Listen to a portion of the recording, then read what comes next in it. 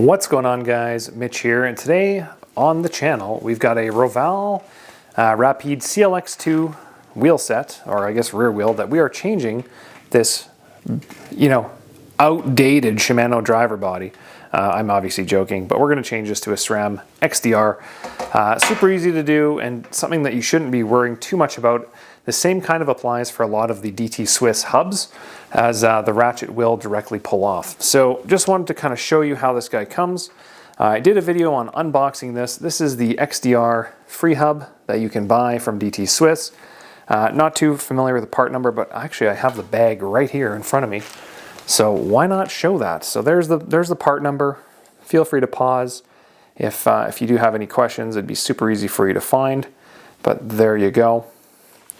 It is a ceramic version, so when you pop this guy's little cap off, and I'll show that, there's a little cap, comes off, it's a different colored bearing, and that's for ceramic. Ceramic is plastic. Plastic is faster. Faster is expensive. Is it necessary? Absolutely not. So basically, this is what we're doing today. We've got this little, let's move the camera up, this little driver here, that's Shimano, and we don't want it on here anymore. So how do we do this? Well, this cap right here needs to come off. The whole thing will actually come off in one pull, but in theory you should pull off this little cap first on the end here, which is basically this right here from the other one. So we're going to try to do that. If it doesn't come off, I'm just going to pull the whole thing off. So I'm going to try to do it off camera because it's just hard to do with the tripod. Alright guys, so I have now pulled that off. Basically this cap comes off first, which sits on the outside of the actual bearing like so. Pull that off the axle and then this will literally fall right off. There are the pawls inside, so if you are changing these pawls, guys, now's the time to do it. Some of the DT Swiss hubs come with I think 18 or 36 tooth or 36 tooth. I believe these are 54 tooth stock on these free hubs, or on this version of the hub, which is the 190, I think, 180, something like that. Super easy. You can just pop those out and change them. All we're doing now is we're going to swap these star ratchets into the new free hub, which is simple. There'll be a spring underneath, so just keep that in mind. That'll pop up. There's your little spring, and it looks pretty similar, hey? Don't forget there's that little red spacer inside. That needs to go on top, but that goes on there. So we're gonna basically try to get this little guy out. And remember, I'm trying to do this on camera efficiently with greasy fingers. So it might take me a couple extra things here, but all right. So as you can see, got it out. It sits like this, just on top of the bearing, and it's more for centering than anything. So take that off, bloop. Get your other free hub, which is now bloop, and slap this down in the middle, just like so. And then we're ready to put now our little spring-loaded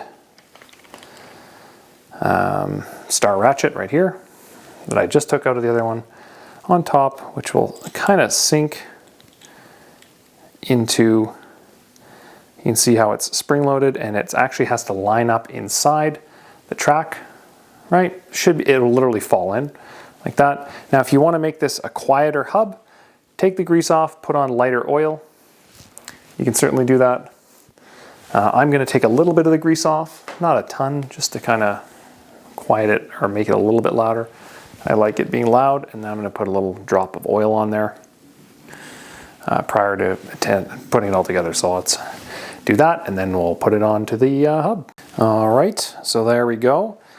We got this all put back together and dropping things, and we're going to put this now back onto the hub itself. So remember, you have to get these to kind of all line up together. So let's kind of do this in one go. You'll see how it all clips together as I kind of do this. But this just slides onto this, and it'll all mesh together if I turn it kind of gently.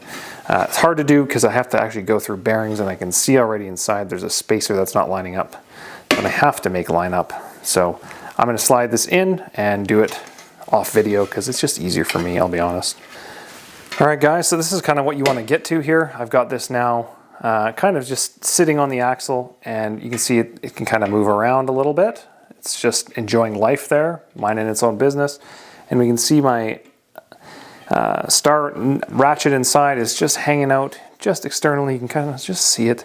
And now we're going to slide this in. It might not go at first, and watch what I'm saying when I do this. It'll butt up against it. You've got to turn it back so that everything kind of lines up. See what I did there? So remember, you're following it into grooves on the free hub, so it won't go necessarily easily. You just have to go turn it backwards a little bit so that the angles line up right, and then all of a sudden it'll start sounding like a hub. And that's the ratchets.